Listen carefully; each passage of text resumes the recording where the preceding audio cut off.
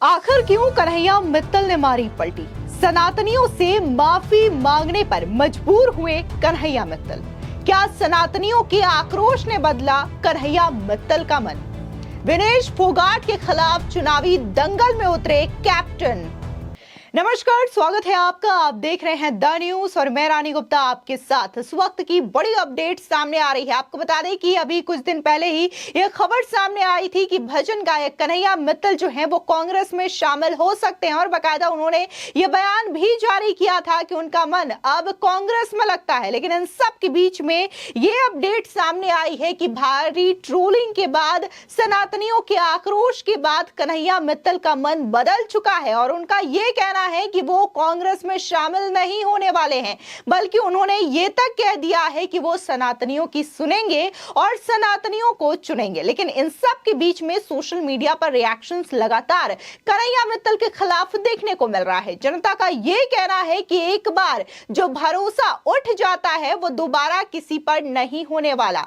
आपको बता दें, दरअसल दूसरी ओर बड़ी खबर हरियाणा से सामने आ रही है, जहां पर देखने को मिल रहा है कि जानी मानी रेसलर विनेश फोगाट, जिसे कि कांग्रेस ने जुलाना से टिकट दिया है, तो उनके खिलाफ अब बीजेपी ने भी अपना उम्मीदवार उतार दिया है। आपको बता दें कि विनेश फोगाट कांग्रेस की टिकट से जुलाना विधानसभा क्षेत्र से चुनाव लड़ रही हैं और वहीं से टिकट दिया गया है बीजेपी के उम्मीदवार कैप्टन योगेश बैरागी को। दरअसल आज बीजेपी ने अपनी दूसरी लिस्ट जारी की है, जिसमें 21 उम्मीदवारों के नाम सामने आए हैं। ऐसे में उम्मीद जताई जा रही है कि बीजेपी के जो उम्मीदवार हैं कैप्टन योगेश बैरागी, ये विनेश फोगाट को चुनावी दंगल में पटखनी देंगे और जुलाना से अपनी जीत सुनिश्चित करेंगे, क्योंकि लगातार पिछले 15-20 सालों से यह रिकॉर्ड रहा है कि वहां पर कांग्रेस का प्रत्याशी नहीं जीत पाया है। और वहीं दूसरी ओर जिस तरीके से विनेश फोगाट ने रेसलिंग के करियर को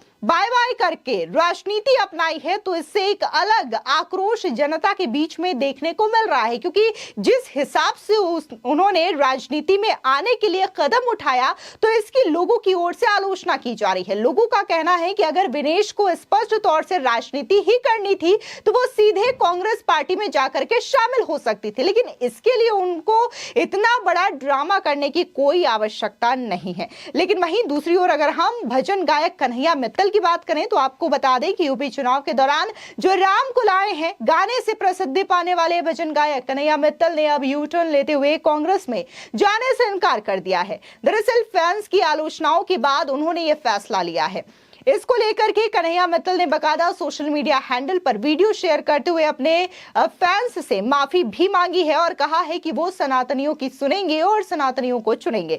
दरअसल ऐसी चर्चाएं थी कि आगामी हरियाणा चुनाव के लिए कन्हैया मित्तल पंचकुला सीट से बीजेपी से टिकट मांग रहे हैं, लेकिन बीजेपी ने यहां से पुराने नेता ज्ञानचंद को फिर से मैदान में उतारा है। इसके बाद कन्हैया मित्तल ने कांग्रेस में शामिल होने का फैसला किया था। उन्होंने मीडिया से बात करते हुए कहा कि वो जल्द ही कांग्रेस में शामिल हो जाएंगे, लेकिन अब सोशल मीडिया पर वीडियो शेयर करते हुए कन्हैया मित्तल ने यह कहा है कि वो कांग्रेस में नहीं जाने वाले। दरअसल उन्होंने कहा कि 2 दिन से मैं ये देख रहा हूं कि आप सब परेशान हैं, उसके लिए मैं क्षमा चाहता हूं और जो मेरे मन की बात मैंने कही थी कि मैं कांग्रेस ज्वाइन करने वाला हूं, उसे वापस लेता हूं, क्योंकि मैं नहीं चाहता कि किसी सनातनी का भरोसा टूटे। आज मैं टूटूंगा तो पता नहीं कितने और टूटेंगे। हम सब मिलकर राम के थे, राम के हैं और राम के रहेंगे। पुनः आप सभी से क्षमा प्रार्थी हूं। लेकिन उससे पहले आप ये भी सुन लीजिए कि आखिर एक दिन पहले कन्हैया मित्तल ने क्या कहा था कांग्रेस में शामिल होने को लेकर के। सुनिए कन्हैया मित्तल का ये। देखिए, हमारे मन में चल रहा है कि हमें कांग्रेस ज्वाइन करनी चाहिए। आने वाले समय में आपको पता लगेगा कि ज्वाइन करिए कि नहीं करिए। नहीं, देखिए, जैसे हर आम आदमी का, नागरिक का हक है कि वो कहीं पर भी जाकर बात कर सकता है। तो मेन कारण यही है कि हम लोग जहाँ भी भजन करने जाते हैं वहाँ ये परसेप्शन बन जाता है कि भाई भाजपा का प्रचार करने आए हैं या कुछ आए हैं, तो उसमें जो कांग्रेस से जुड़ा आदमी है वो अपने घर पे ही रह जाता है, वो भजन सुनने नहीं आ पाता। तो एक ऐसा परसेप्शन तैयार हो कि हर वर्ग का, हर दल का आदमी भजन सुनने आ सकता है, और इसी चीज़ को हम दुनिया तक पहुंचाना चाहते हैं। हरियाणा में तो फिर भी भाजपा रही। देखिए, निर्भर करता है। अयोध्या में, प्रॉपर अयोध्या सीट जो विधानसभा की है, उसमें तो भाजपा नहीं हारी, लेकिन ओवरऑल जो सीट है, जो वहाँ की सीट है, उसको ज़रूर उन्होंने एमपी इलेक्शन में हारे हैं। अब वो क्या कारण हो सकते हैं, वो तो उनकी पार्टी का अपने विचार की बात है। हम उनके लिए भी गाना गा देते, क्योंकि हम लोग पार्टियों से परे के लोग हैं। हम लोग चाहते हैं सनातन से लोग जुड़े, और वो मंदिर जाने से सनातनी की पहचान हो, ना कि पार्टी से किसी की पहचान हो कि ये इस पार्टी का है तो ही सनातनी है, उसका है तो नहीं है। तो ये परसेप्शन खत्म हो। ये सबका हृदय है, जो जैसा लिखना चाहे वो लिख सकता है। लेकिन उन लोगों से मेरा सिर्फ इतना ही कहना है, थोड़ा इंतज़ार कीजिए। इतनी जल्दी तो मेरा मन भी नहीं बदला जितनी जल्दी आपने मन बदल लिया। तो थोड़ा सा इंतज़ार करें, आने वाले समय में हम ऐसा कोई काम नहीं करेंगे जो सनातन के विरोध में हो। हाँ, अगर मैं सनातन के विरोध में कोई काम करूं, तब आप मुझे कह सकते हैं कि मैंने गलती की है, आप लोगों ने मुझ पे भरोसा किया और मुझे प्यार करते थे। अगर मैं कोई उसके खिलाफ कोई बात करूं, तब आप कर सकते हैं। ये मेरी निजी ज़िंदगी है। मैंने सारी रात हम लोग सड़कों पे रहते हैं, तो अपनी ज़िंदगी को कैसे हम सेव कर सकते हैं वो भी तो देखना है। मेरे भी तो परिवार आप ही के जैसे हैं। महसूस कर रहे हो? नहीं, ऐसा महसूस अभी तो मन बनाया है, अभी गए नहीं हैं। चले जाते तो की बात होती।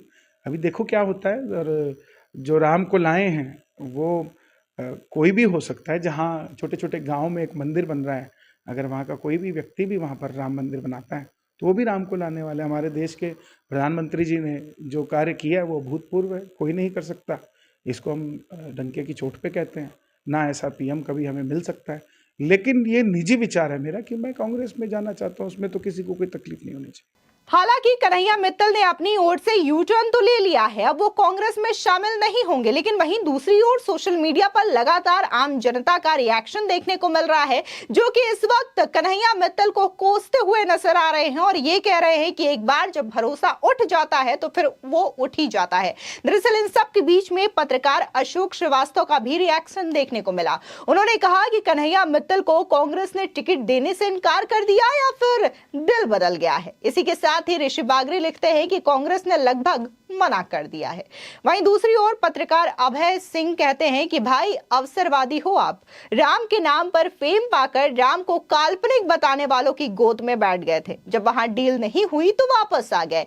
आप पर अगर कोई विश्वास करता है तो वो नादान नहीं बल्कि मूर्ख होगा। वहीं पत्रकार नवनीत सिंह कहते हैं कि गायक कन्हैया को पश्चाताप की प्राप्ति हो रही है। दीपक जायसवाल कहते हैं कि आप लोगों का विश्वास खो चुके हो, कांग्रेस से टिकट नहीं मिला तो आप फिर राम भक्तों का विश्वास जीतना चाहते हो, लेकिन अब ऐसा होगा नहीं। आपने वो रहीमदास का दोहा तो सुना ही होगा, रहीमन धागा प्रेम का मत तोड़ो चिटकाए, टूटे पे फिर ना जुड़े, जुड़े तो गांठ पड़ जाए। अब तो विश्वास का धागा टूट ही चुका है। इसी के साथ ही सोशल मीडिया यूजर अभिषेक लिखते हैं कि ये ड्रामा बंद करिए। जब आपका ग्राफ गिरता देखा तो आप फिर से श्री राम का सहारा लेकर के वापस आ रहे हैं। हम श्री राम के हैं, थे और रहेंगे, लेकिन तेरा कोई नहीं है। बस अपनी भजन मंडली की दुकान चला और लोगों से पैसे लूटो। दिलीप सिंह कहते हैं कि शीशा और भरोसा एक बार टूटने के बाद नहीं जुड़ता है। आपको बता दें, दरअसल हरियाणा की सभी 90 सीटों के लिए एक ही चरण में मतदान होना है। पहले यहां 1 अक्टूबर को मतदान और 4 अक्टूबर को मतगणना होनी थी, लेकिन बाद में मतदान की तारीख 5 अक्टूबर जबकि काउंटिंग की डेट को 8 अक्टूबर कर दी गई है। हरियाणा विधानसभा का कार्यकाल 3 नवंबर 2024 को खत्म होने वाला है। फिलहाल इस पूरे मामले को लेकर के आपकी क्या राय है, हमारे कॉमेंट सेक्शन में जरूर बताएं। धन्यवाद।